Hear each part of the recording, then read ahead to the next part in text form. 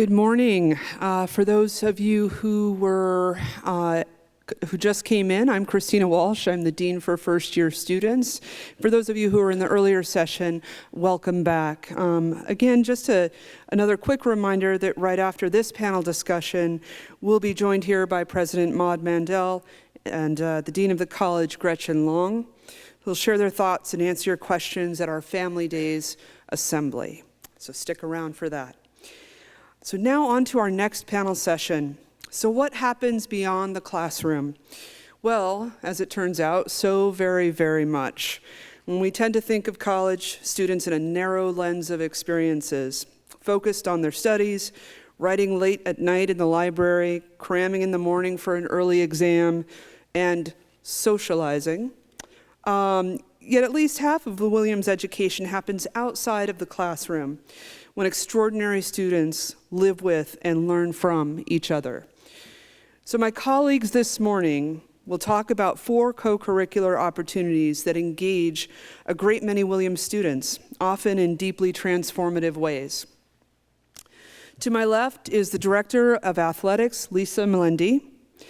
To Lisa's left is Bilal Ansari, Assistant Vice President for Campus Engagement and Co-Director of the Zilkha Center. To Bilal's left is Paula Consolini, Director of the Center for Learning in Action. And to Paula's left is Mike Evans, Deputy Director of the Zilkha Center for Environmental Initiatives. Each of them will briefly summarize the scope of their respective programs, and we'll have lots of time for your questions. And I'll ask Lisa to begin. And please join me in a warm welcome for our panelists this morning. Thank you, Christina. So welcome. It's great to see you here today. We'll have a lot of fun things to share with you about the opportunities that students have on campus to engage in a variety of ways, and as Christina said, in different ways with each other that really enhance their learning while they're here on campus. As she said, I'm the chair of the Physical Education Athletics and Recreation Department. We see every student on campus because Williams has a physical education requirement for graduation. So every student comes through our doors in one way or another. In addition to physical education, we have intramurals and clubs, varsity teams, and the gym that everybody comes to work out in for indoor space. Just have a few numbers to just throw at you. So we had 309 classes last year and 1,565 enrollments, and those classes go from traditional offerings like soccer, basketball. We also have classes in dance and pickleball, the new trendy things, and the newest, most popular class is hiking with dogs, which we got added during the pandemic and we have stayed with. The students really enjoy getting outside. The outing club falls under our department as well, and we really look for opportunities to engage actively with each other in these classes. Put your phone down, disconnect, relate with your other students and a faculty member. And again, as often as possible, engage with this beautiful surroundings, right? How often can we get students outside and get out into the mountains and so on? It's our head coaches of our varsity teams that are our faculty members and teach these classes. So again, it's an opportunity to work across groups. As I said, we had 4 intramural leagues last year with 375 students participating, and that's also growing. Club sports, 16 clubs with 465 students, 32 teams, varsity teams with 750 athletes. And I have all these numbers because we just did our trustees presentation and we tried to get the facilities usage numbers. So this was the most interesting thing to me. You have to swipe to get into our building.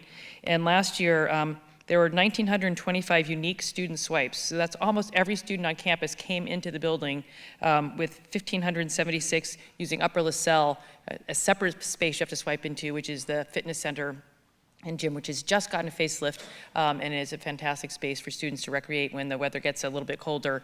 So I was really struck by these numbers because we've never pulled them before, just how active the campus is. And we try to capture that and support that and grow colleagueship among that too. I'd just say again, the primary purpose that I've sort of alluded to is supporting student growth and well-being, the kind of learning outside of the classroom. We're really focused on the process with our teams and our classes and the student experience. In terms of varsity athletics, we're not focused on, we do win a lot, it's a fact, but we are not focused on that, and none of my coaches are talking to their teams about that. They're talking about, again, how are we setting goals? How are we working together to achieve them? How are we managing success gracefully and failure appropriately, and how do we, come back again the next day and just start working again. And above all, we want it to be fun. All of these activities should be fun, even while challenging. So we really focus on a lot of those things. We also have a lot of leadership opportunities in athletics, both the natural ones that you might expect in the intercollegiate setting of captains and so on, but we also have a number of student groups, affinity groups, with Geisha's Bolin chapter of, which is a student of color organization for athletics, Student Athlete Advisory Committee, Asian American athletes, AIA Allyships in athletics, Anything But Straight in athletics, Olay, which is a Latinx group, and Alice Coachman, a group for Black women athletes. So we have a lot of different spaces for people to work in and again, work on both leadership skills and opportunities, but also working with each other to build community in an inclusive space where everybody's welcome and everybody can thrive, is some of the work that we continue to do as we're learning how to effectively build teams and diverse communities that are inclusive communities at the same time. I think those are the nuts and bolts, and you guys all got a lot of stuff to say, so I'm gonna pass this on to Bilal. Thank you. Thank you, Lisa.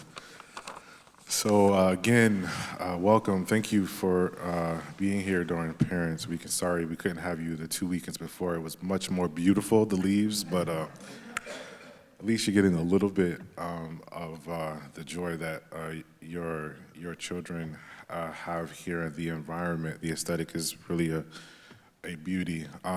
We try to instill that beauty in three ways here: principles, processes, and people. And so one of the first thing is that our college just went through a strategic plan with Maud, and there's three principles that are infused in everything that we do here at Williams. We are committed across for sustainability, DEI, and also transparency and how we govern. And so those are the three things that are across the board. We try in our office of the Office of Equity and Inclusion, we try to do that by partnering with our campus partners. So we have a first year program with the Zilkha Center, which Mike will talk about later, where your students come in first and we do environmental justice work with the Zilkha Center. We have students that are immediately engaged that way. We partner with the dean's office over there with different affinity homes that we have here at the campus, making sure that their needs are being met with programming and events and snacks and things like that. This year is the first year for Frosh to have to have affinity pods, which are going really successful, which is a kind of a spin-off what emerged out of the pandemic. We found that those small pods were really meaningful to get students through that time. And so because of those partnerships within our trying to keep to our commitment of DEI across the board, we also partner a lot with athletics. And so I just got an email from VLA Track and Field just last night, wanting to, because they have DEI working groups on almost many of the teams, and so they're being proactive, not waiting for problems to happen. They're being proactive. How could we make this space a more welcoming space? And so we're really appreciative of that. And so the process is we try to give students the opportunity to lead, and so we have 34 different registered student organizations that we support, from the International Student Organization to queer, the queer student group, to the Black student group, to the Latino but we have like 34 across all identities. Last night, I'll give you an example of some of the work that we do. I had my program coordinator who was leaving early on Friday. I was like, you know what, leave me some resources here just in case some students come by last minute. And yesterday at 3:30, I get a call from the Spanish group, the like indigenous and Spanish group, that there was two parents that could not speak English who they wanted to support while they were here as like parents.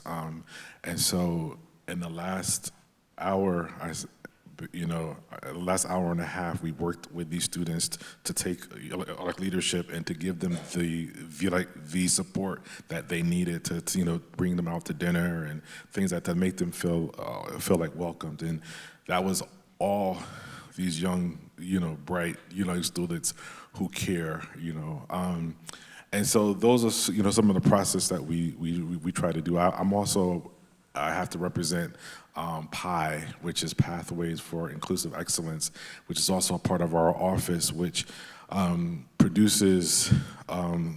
has produced so far like 78 PhD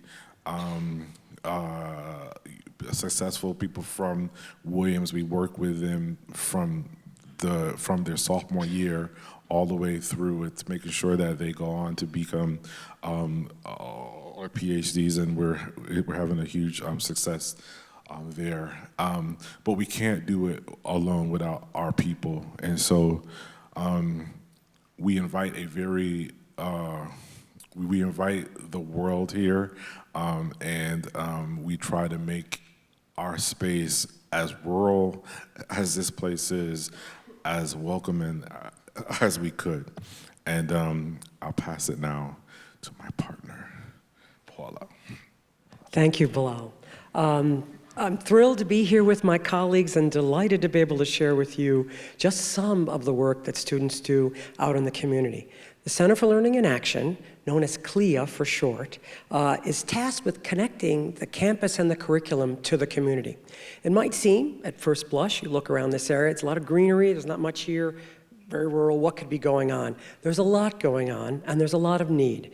And the students here feel that need, see that need, and bring ideas and energy from wherever they come from, and have great excitement at the possibility of doing good while they're here. And our goal is to help them do good. So we think in terms of a continuum, everywhere from you can start out just providing some kind of service on a local basis. Some work happens on campus, such as the RAPS, Williams Recovery of All Perishable Surplus program, where students go and take unserved food that was made in case it was needed, pack that up, it gets frozen, and then the group, the RAPS leaders, make sure that it gets delivered to various community organizations, including housing communities, low-income housing communities in our area. So students can pop in on that because there are students who are leading that organization who are Serve Safe certified, so they're authorized to lead other people working with food stuff. They, in turn, then train these other students, and a student, as I say, can stop in, sign up on the listserv, pop in whenever they feel like it. So you could do something like that, or volunteer at the Berkshire Food Project. You can also serve as a volunteer tutor or mentor in the local schools. We have a program that just got started as a result of school interest and high need in North Adams, where an elementary school had said, look, we'll set aside a Friday if you bring some folks over. And we've been thrilled that when our students go over there, and particularly we draft small groups of students to do this, they're helping with social and emotional learning for these kids.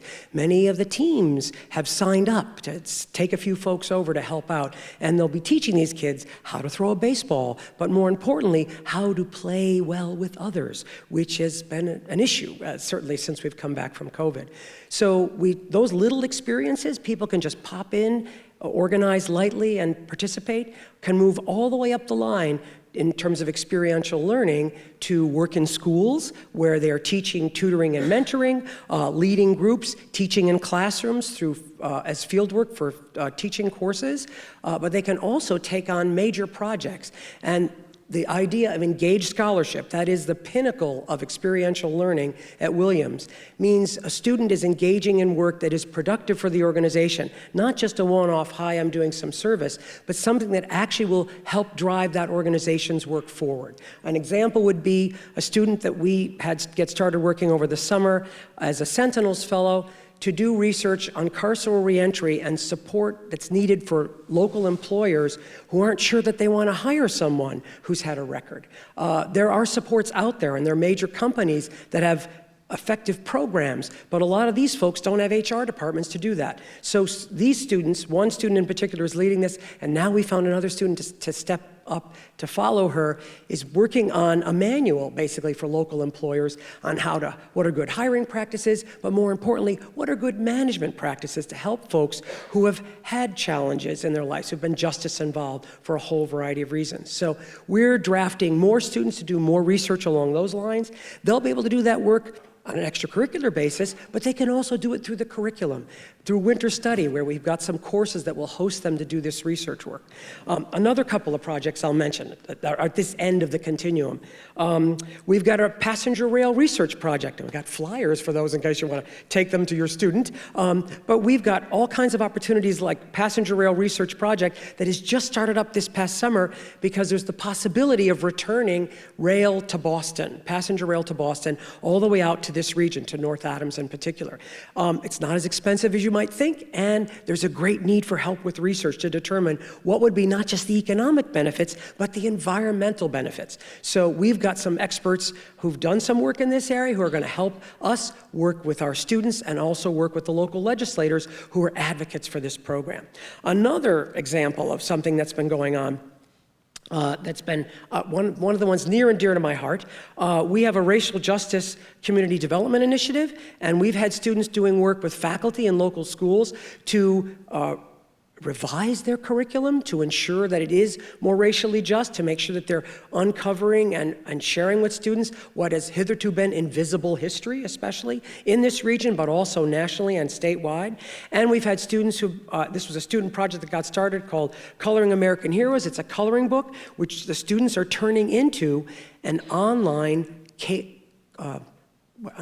open source booklet that will be available to teachers. We've already had over 1,000 of these booklets printed by us for local schools and community organizations, but more is in the offing. And when folks in the wider region learned about the project, folks across the country have been asking for copies of the booklets to give out to their school students and to their community. So these are the type of projects that students have initiated, and there's many more besides those. What we do with our staff is we work on helping students, again, across this spectrum, from service projects, which we sometimes help students organize, programs that we keep our fingers on the pulse of so that we can make sure that those students that are interested in any issue area in the region can get an opportunity in the area of their choice. So students bring a great deal of passion and experience wherever they come from, and we want to make sure that they can put that passion and experience to work. We make sure that they're provided training. That means working with folks at the Davis Center to make sure that they've got training that they need to work in the local community, whether that's in the schools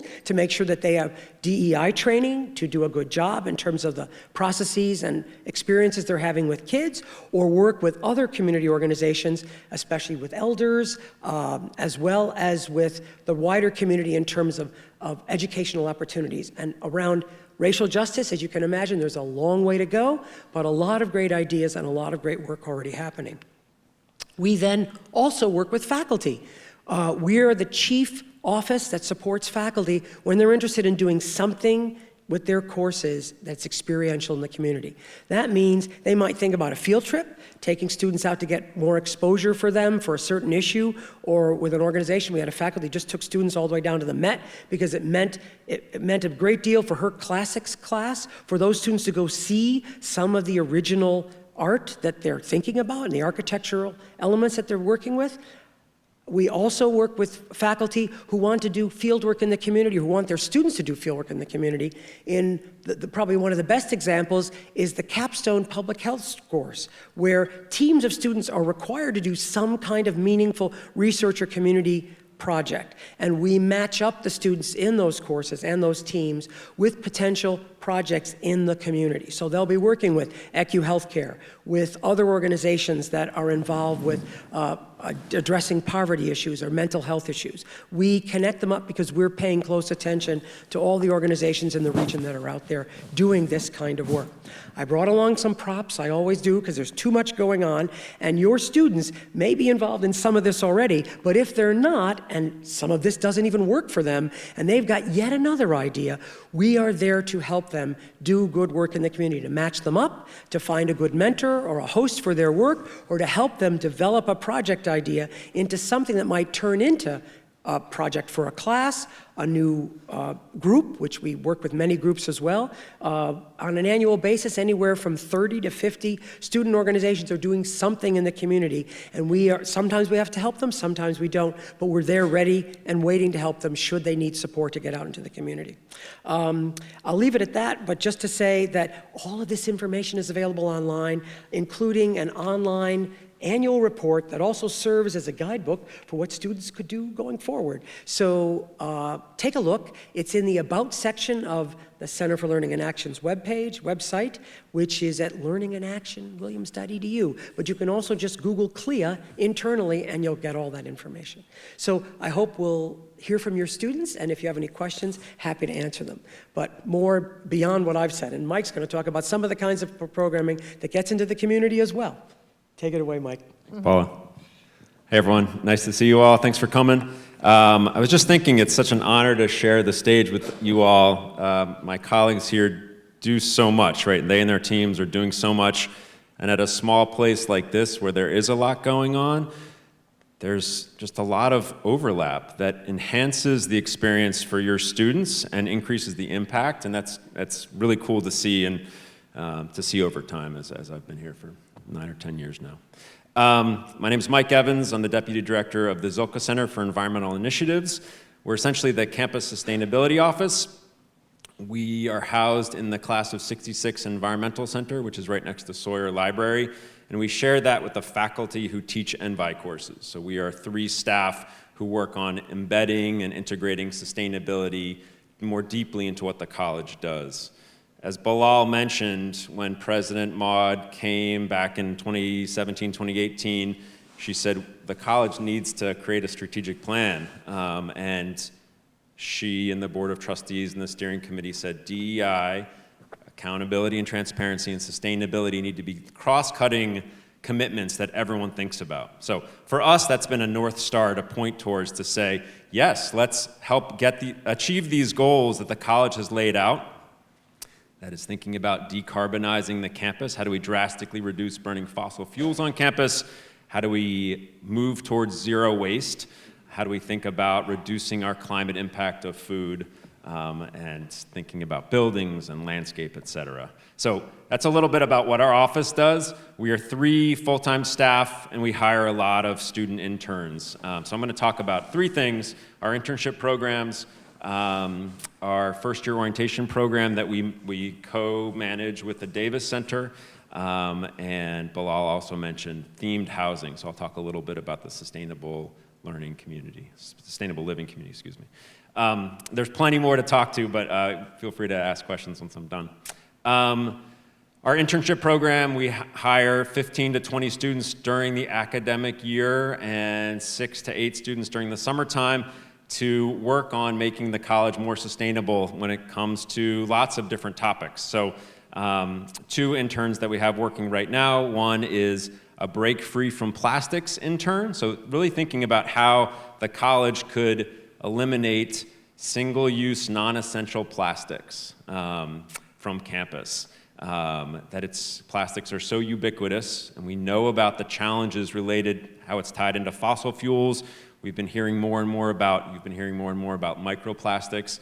And what can we do that is both impacting the campus, but it's also teaching students as they go out into the world to think about these issues and make the changes in their places, in their communities, and in their places of work, the future places of work.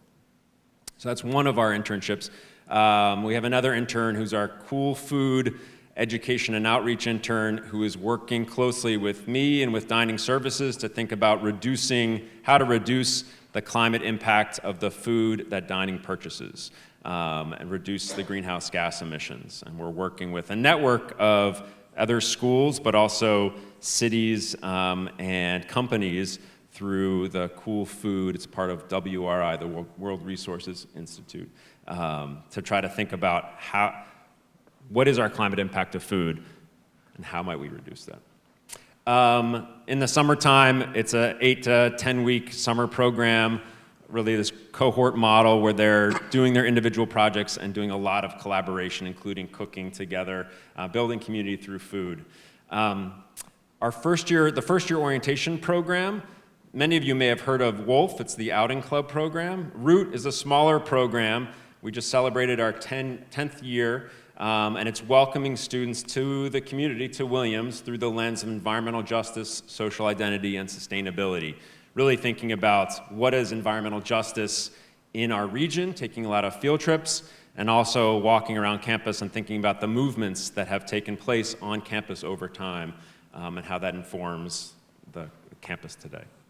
The Sustainable Living Community is one of the college's relatively new themed houses, where students live in community and work through what that means to not just live in a dorm room and just go about your life, but try to actively engage with one another intellectually and share space together. So the SLC is part of Garfield, which was recently renovated. It's on the way, sort of near the public library, on the way to the Clark Art. It's on the right. It's a passive house. Any new capital big project has to have a sustainable building certification. So we are exploring LEED, Living Building Challenge, and Garfield House is a passive house.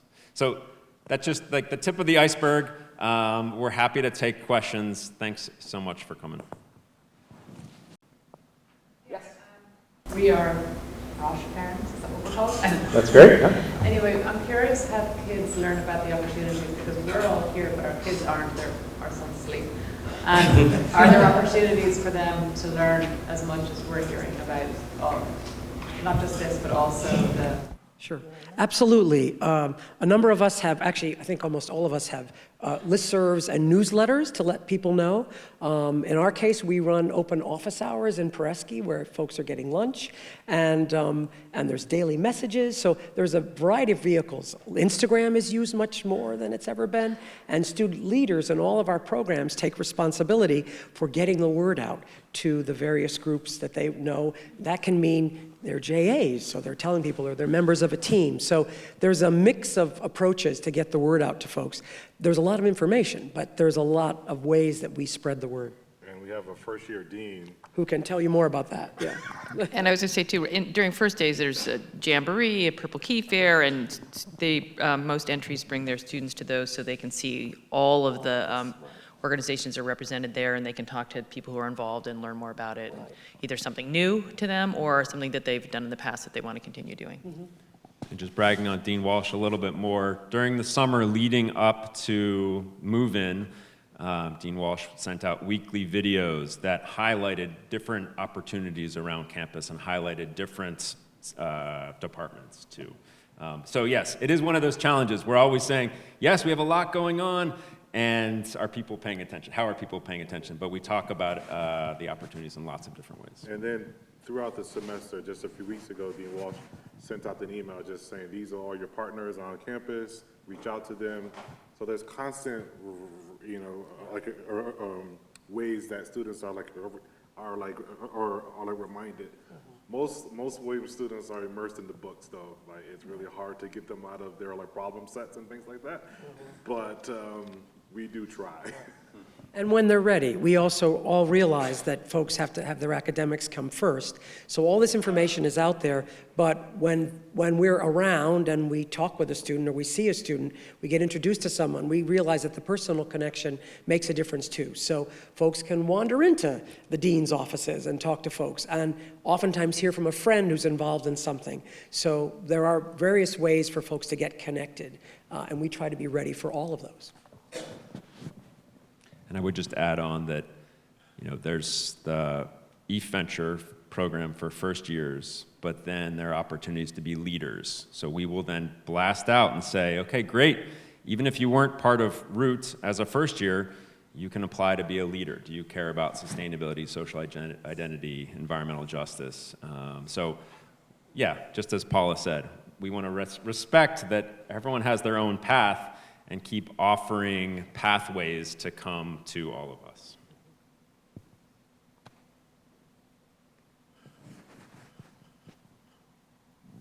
I would just share, since no one's talking, that encouraging students to do something outside of their studies will actually enhance their studies and their well-being on campus, because the most important thing that these things do besides learning is build other connections on campus and build communities for students and support networks and friendships, which are one of the most critical things to their mental health, and stop thinking about your studies all the time, although it sort of gets woven through everything we do, which is really the cool thing about a liberal arts college, a residential liberal arts college, is that it's all embedded and intertwined.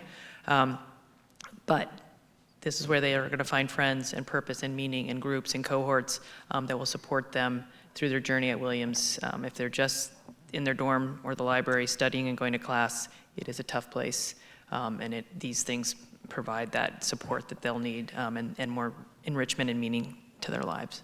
I'd like to follow up on that too. The work getting out into the community can be a huge source of perspective. It can be very difficult to get. You're here, we have some non-traditional students, but by and large, you're talking 18 to 22 and maybe a sprinkling of some other folks. It can be difficult to get out of your head, especially with the frustrations. When students are out in the community, and this is why our local education programs are so popular among students, the little kids don't care what's going on. They don't care that you might have acne or some other issue that's frustrating you. They just love seeing you. I mean, to the kids out in the community, our students, they look up to our students as if they're gods and goddesses. And in the wider community, when students are doing project work like the Volunteer Income Tax Assistance Program, students are serving as consultants because they're IRS certified. They're doing people's taxes. And these are folks who struggle, they've got such struggles in their lives that figuring out the taxes is not the top of their list, and it would otherwise cost them a lot of money. So they're getting this service for free. And we've had a student, it was a few years ago, but a student who said to me, no AA I ever got in a class felt better to me than the hug from one of my clients in the tax program. And this is something where once somebody gets trained over winter study, you get certified, you can volunteer as much or as little as you want. And we give them a free takeout meal from a very good restaurant in North Adams, whichever one they want. And you work for a few hours, and you can do it once during the semester, and you can come back the next year. But there's no pressure there in terms of volunteering. But we do see people coming back because, again, it reminds you that whatever your frustrations are here, they're going to pass, and in the meantime, you're doing some good and using your talents in the community. And it's more than respected, it's really, really appreciated. And those folks are expressive of that too to these students.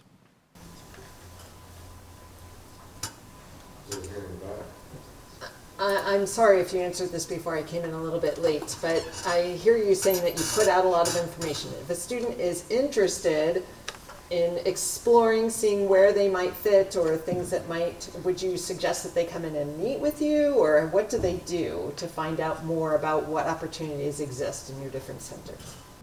They can certainly come, yes, absolutely. In our case, our office, we're available in our office, and then we have these open office hours, and I have a schedule of slots for one-to-one appointments. Most folks on campus do, so a student could sign up for one, and they can meet with us in person or remotely, whatever's most convenient for them.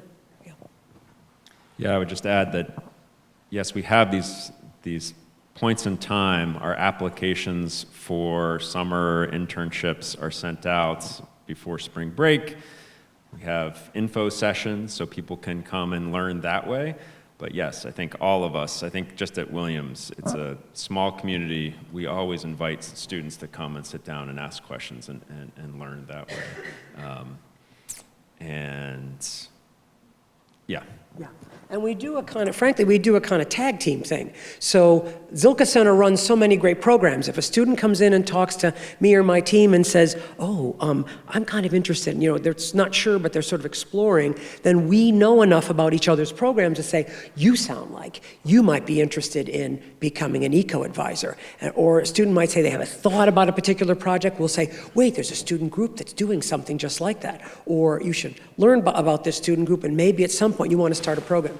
I had a first-year student come to open office hours, and he had worked with refugees as a high school student with Catholic Charities. And I forget how I figured that out. I asked him what he had done. He had something on a T-shirt, I think, and I said, oh, you've done this.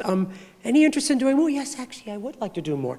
And so we connected him up with Bridget Powers, the Catholic chaplain, who then started working with him, connected up to the Boston-based Catholic Charities to do the same kind of refugee work. And he just held an information session the other day with students interested in, has an online application already going for other students to work with him in this project with Catholic Charities. So this is the kind of stuff that can happen. A student can take a hop from something they've already done before and say, gee, I did a little of this. I don't see it anywhere. Is there some way we could work on it? It might not be terribly visible. We could figure out a way for them to connect up with the appropriate organizations and then, or the appropriate campus groups or offices, and then they in turn can find, as Mike said, that pathway that makes sense for them. Yep. So just maybe building on what my wife said, our son settled in really well. He's playing Frisbee, he's playing soccer, he's making new friends, he's getting to know where everything is. But the weather's going to change, and it's going to change once we get into January and maybe a little bit later. But it won't be as cold, but I'm thinking that a lot of that stuff's going to go away. And so any advice that we can give him, since, as my wife said, we're the ones here and he's not, to maybe look at some other things, because he's a New York City kid and we want to make sure that he's, he's busy. Did you say he's playing like Frisbee? Yeah, he's a ultimate Frisbee. Wufu. Is it Wufu? Wufu? Yeah. They have a solid team. They have a strong cohort. They stay connected all year round. Sounds like he's connected with some really strong community mind. We worked with that team all last year. They're really thoughtful about taking care of freshmen, sophomores, juniors. They're connected really, really well. And so I think he's going to be okay because they really take care of each other with Wufu. And I would add, we plow the turf field and they turn the lights on and we ignore the cold. They bundle up and they run around and play outside or come inside. Lots of PE classes to take, a lot of activity if that's sort of, it sounded like the thing. But as Bilal said, the team will stay connected for sure. Sure.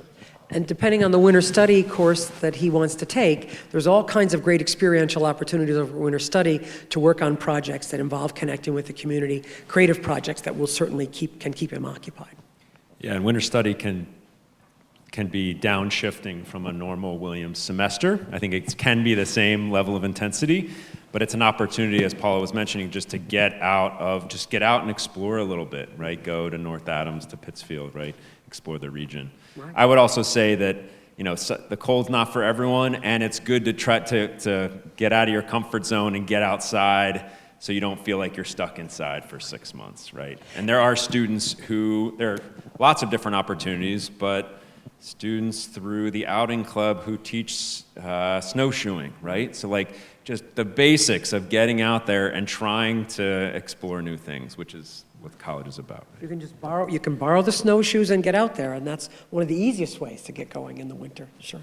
I just want to also say, this is Williams College, and you guys heard from the Life faculty here before us. We are in what's called midterm season because it just goes on for so long. And so our students are recovering from midterm season. And so once they get out of that, they'll come to life again. But right now, we're on that last end of midterms. And so that preoccupies their hearts and minds. And then they'll thaw out a bit when it gets cold here. It might be revitalized, but they may still be sleeping in till 11 or 12. That's right. Yeah. A specific question about how skiing works, whether PE class or are there other opportunities outside of that? Yeah, the biggest, there are PE classes and there are some other opportunities. It's all during January, during winter study, where there are both Nordic ski classes, telemarketing and alpine classes, and buses that run out to Jiminy and up to Prospect Mountain. Jiminy's about 25 minutes away, Prospect up in Vermont about 25 to 30 minutes as well. And we'll send shuttles up. And if there's snow locally, we could do Nordic skiing on the golf course, but it just depends on the snow. But the outing club and PE are the ways to get involved with skiing. And you don't have to have a lot of money, because like sometimes we think, oh, to go skiing, I have to have all the gear. You can get all that through the outing club. So how are the students' initiative selected, qualified, and sponsored? What will be the key factors the students need to factor in and consider? Sure. A student needs to consider if they're going to get access to the what's called FAST funds, where there's this, there's access to funding for registered like student groups. And so you need 3 students, one to be a president, one to be a secretary, one to be like a treasurer, just basically 3 students, and then you have access as a registered organization to a good like bucket of money that is set aside for you to do things as a group, for any type of initiative, for you to do that way. If you stay a registered student organization and you have an affinity or some type of like identity-based registered organizations, you can then join MINCO, which is a minority group, which is another source of funds there. So you can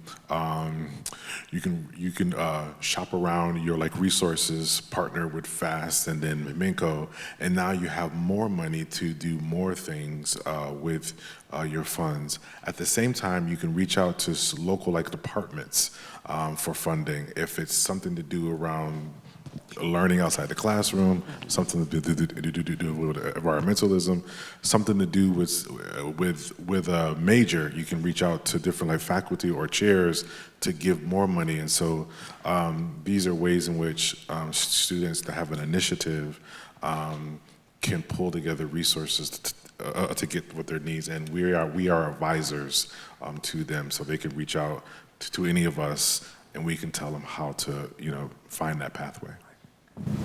Add on to that question, what would be the starting point, essentially, to go seek out some advices from your office first, or go talk to their faculties, or hang out with their class and the GANs first, and what would be the good starting point? Any of those. Any of those are a good start. Yeah. Right. Mhm.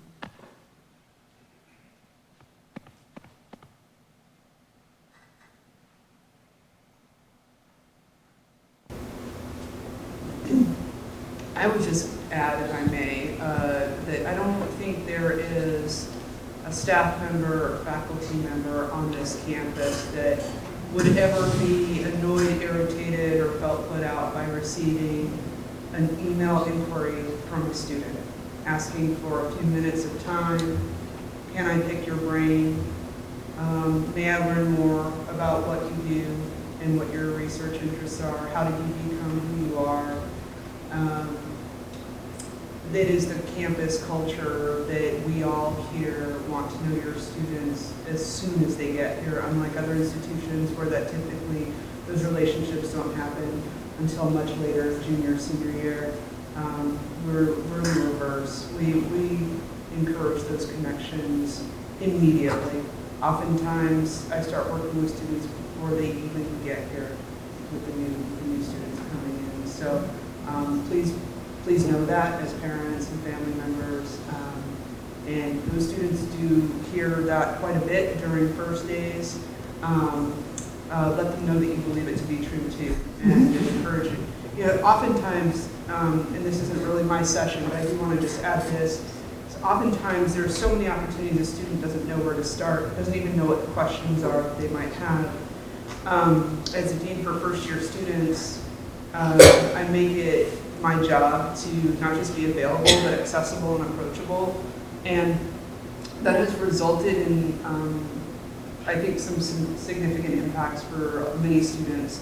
At this point, this semester, just over the halfway mark, I believe at this point, although I'm starting on this track, I would guesstimate that I probably sat with somewhere about 75 or 80 first-year students one-on-one in my office individually for personal conversations. Most of them have reached out to me and asked for my time.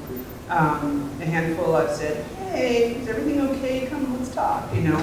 But most of them have reached out to me, and so I want you to know that, because what results from those conversations often is, as our panelists were saying, we learn more about their interests, we can help them find their pathway to the connections on campus that can make the magic happen.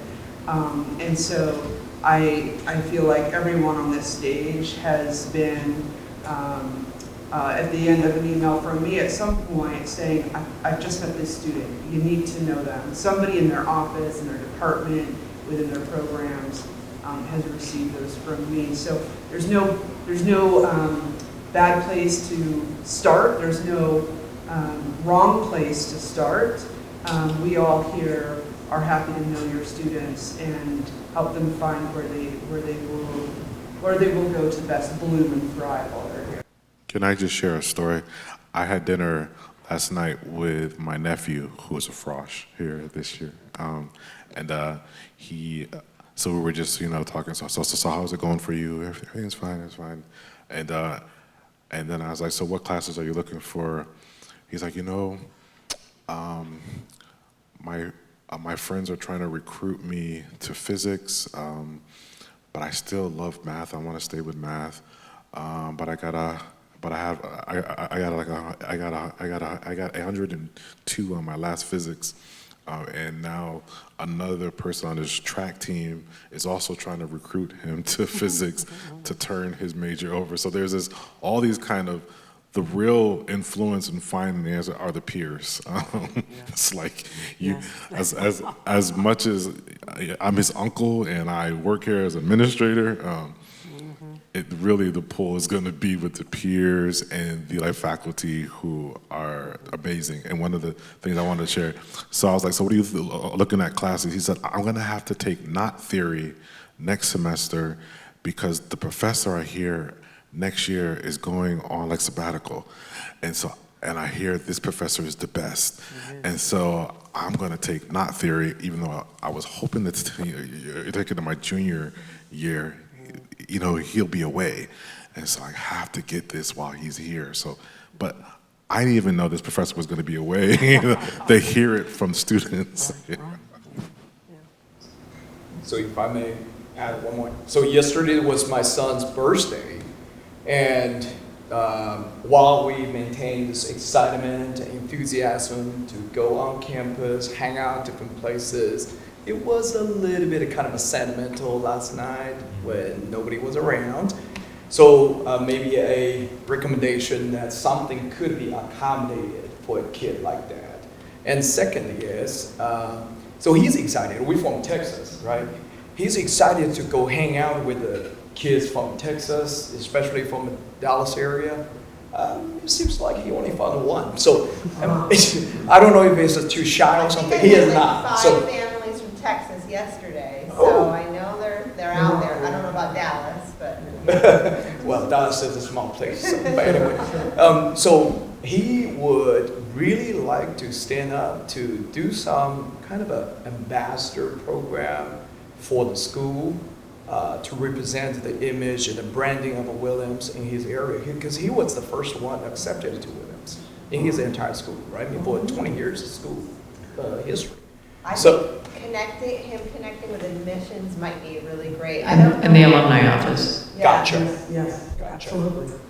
I don't know how many of you went to send-offs too, because there's certain places across the country where folks from Williams and alums go, and so I know he might be someone that could have, they're always looking for students to be there at those send-off parties too. So that definitely connect with admissions and with the development office too. Yeah, that's great. So the winter is coming. This is my question. What would be your recommendation for Thanksgiving breakout or the break time or wait for the Christmas break time? And because he wants to go back to school and go back to his old schools and go hang out with his friends or represent Williams to do some advertisement and marketing for y'all. So what would be a good recommended schedule for kids to take either or both? Because they have been talking about that last night. I met a couple of other Like students whether too. to stay or to go? Yeah, so the kids were like, what do we do? Asking parents. We have a new answer. Yeah. It is really going, these are good questions, going to depend. When I just talked to a student the other day, and he decided he's going to stay on campus because there's just not enough, he didn't think there was enough time because where he's going would go would be too far away. Some of the athletes are kind of thinking about if there's something that they need to do around those times, so it depends. A lot of students stay here for Thanksgiving break, so they won't be alone, just so you know. If you have a student that might need to stay, they do a really good meal. Dining does a really nice Thanksgiving meal. Some of us go. A lot of faculty go and sit with the students too. Some students just like to rest. They're on it. They're like, I just need to sleep and then do a little bit of studying, and then I'll go home for winter break. And our international students often can't get back. So it is going to be case by case. And lots of local students might take somebody home with them. If your suite mate or your roommate or somebody knows. I had a daughter here. We hosted a ton of people because that turned into I'm bringing this person and they're bringing their roommate and their roommate. So a lot of And if folks want to get involved in the community, they can contact us because there are opportunities. Things quiet down, but we have a couple of vans and we can arrange for drivers for folks to go and help out with various organizations in the region. You can ride the local bus for free with a college ID, so students sometimes do that during the days that precede Thanksgiving. But there are ways to get engaged, and because you're in a more relaxed state, you can perhaps do some things. So again, have them let us know, have them check with us, and we'll see what we can come up with, because there are these groups, students around who are doing these kinds of things. But most Williams students are using that time to apply for internships. They're getting ready for all of they're thinking way ahead, so they're not wasting their time. Not to say that going to school is a waste of time, but they're thinking strategically about how to maximize my time to set myself up for spring break or during during the summer.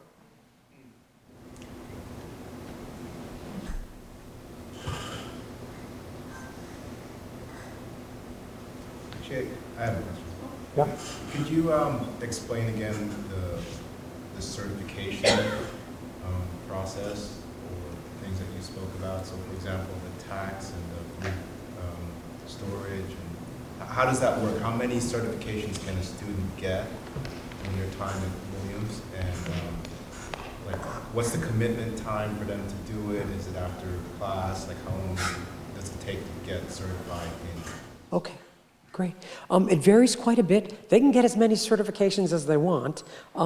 In the case of the ServSafe certification, it's you're taking a test with a manual, and it's not, I don't think it takes that much time to study up. Students have told us anywhere from 10 to 15 hours is usually enough to pass this particular certification. And that's something that we pay the cost for. So if a student wants to do that, even if they're not committed to doing any volunteer work, it's valuable enough to have it, and it might be helpful to them if they're doing a project that involves work with a student group and they need someone ServSafe certified for the event that they're running. The Volunteer Income Tax Assistance Program, students do this through the course, the winter study course that they sign up for, and it probably takes, again, anywhere from maybe it's 15 to 20 hours for the online certification. The course is kind of wraparound. It teaches you about poverty policy and the earned income tax credit, so it gives you the context for the work that the student is doing. We've had some students get certified separately on their own outside the class, and we call them sort of walk-ons. And folks have done that. In the last spring, we had one student who did that.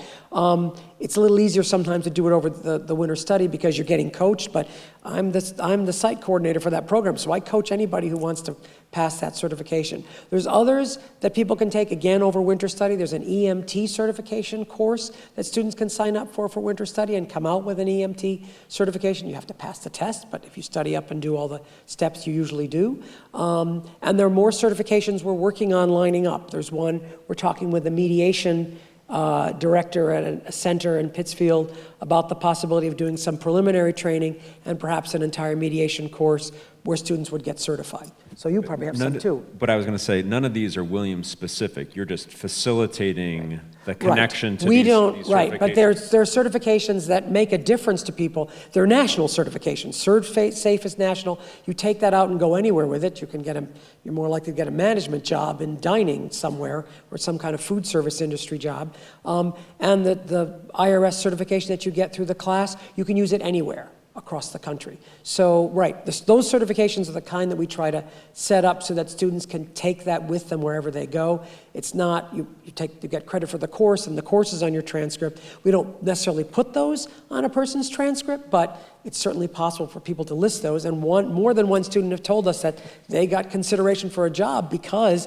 it was clear they had done the IRS certification. So they're helpful, certainly. That was my next thing I was going to say, is that fast forward 5-10 years, that if it's a national certification, then if you can list 3 other things that you did besides attending Williams, going to class, participating in a project or activity, and you also are certified, it seems to me like there's 3 different.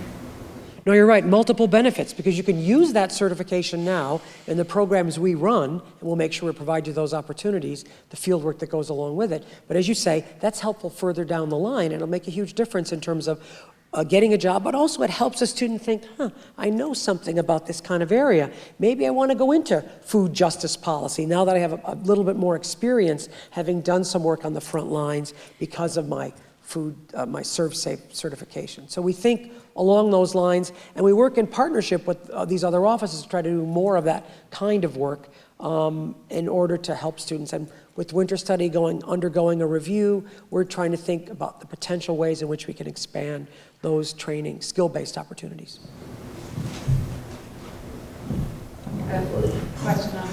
Two questions actually. So on winter study, for example, our son was thinking of taking a songwriting course, which is, he's a physics math kid, so it's great to see that he's trying other things. But is there opportunity to do multiple things, like you say, these certifications? Because obviously he would be doing songwriting all day long. So are there multiple things that they do during that month? Yes, there are. And there's all kinds of programming that's organized, opportunities for folks to do volunteer work, to get engaged with student groups. Many folks appreciate that there's that spare time, so there are activities that folks can participate in. Yeah, and I would just add that often students are like, oh my gosh, it's going to be so great to slow down during winter study. And then, Williams, it's hard to slow down. So the first week it's slow, and then they've filled their time with ServSafe certificate. All these great things, right? But it's trying to, if they want the coaching, to help them navigate what they need, right? And what's going to make their winter study like a positive one for them. One light example, a way that a lot of students have participated, particularly first years, there's an opportunity, it's an extracurricular opportunity, but there's an opportunity in the local schools to teach what's referred to as an adventures and learning course. So it's basically twice a week kind of thing that you do for the 3-week period, and you can teach anything you want. You could teach clowning, you could teach some sort of cuisine, you could teach dancing, and so it's an opportunity for students to teach something that they love and that they have experience with. Usually you're partnered up with another student so that the two of you go in together. It's a lot of fun, it's not a lot of pressure, all supplies are provided to you, and it's a great chance to get out into the community. So there's those examples of opportunities that students can do, and they tend to be easygoing and not involve a lot of extra time. For spring break, do many I think that we will need to transition to the next session, but perhaps some of our panelists maybe in the lobby can continue the conversations. And I know Paula has many flyers to share with you all. I want to thank the panelists again for their time this morning and such a robust conversation. Thank you so much. Again, at 11:30, just a few minutes from now, President Maud Mandel and Dean of the College, Gretchen Long, will be here for our Family Days assembly. So hope you'll join us for that as well. Thank you.